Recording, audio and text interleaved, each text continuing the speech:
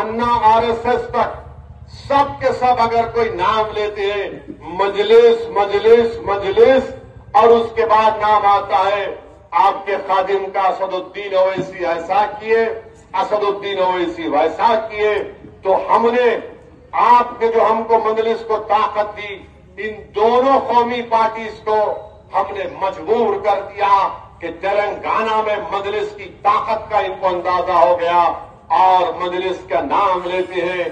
अमित शाह है तो आज कह रहे हैं कि हम तेलंगाना से 4% रिजर्वेशन को खत्म कर देंगे, ये गैर कानूनी है।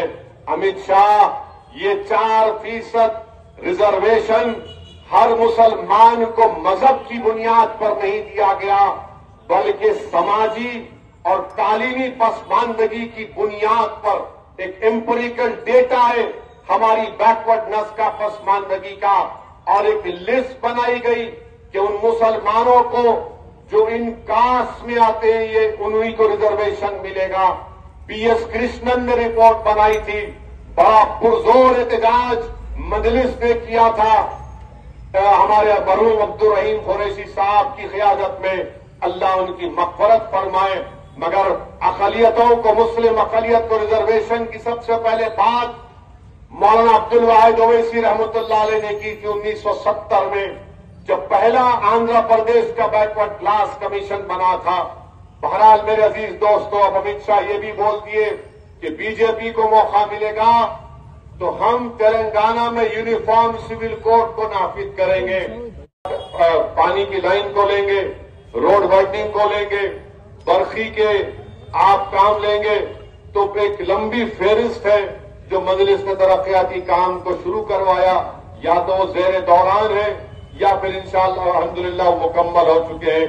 तो मेरी आप तमाम से गुजारिश है कि 30 नवंबर के दिन आप अपने घर से निकलकर अपने एक वोट का इस्तेमाल करिए, या खूदपुरा असेंबली हल्का हो या वो 7 असेंबली हल्के जात हो जहां पर मजलिस के मेले हैं।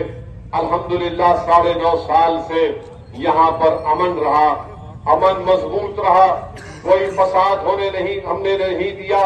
हमने उन तमाम ताकतों पर कंट्रोल किया जो फिस्ताई ताकतें हैं, हिंदुत्व की आइडियोलॉजी की है, हमने उनको उनके नापाक मंसूबों में उनको नाकाम किया, इसलिए कि आपने, अवाम ने हमारा साथ किया।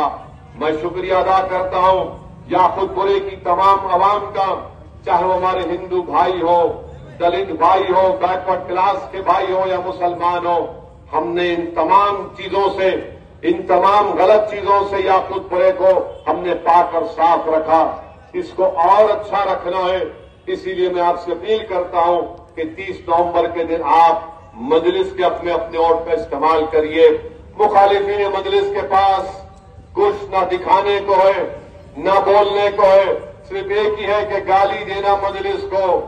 गाली दीजिए, गाली देने से हम पर कोई फर्क नहीं पड़ता, क्योंकि गाली देना आपका काम है, गाली देना ही आप बेहतरीन तरीके से कर सकते हैं।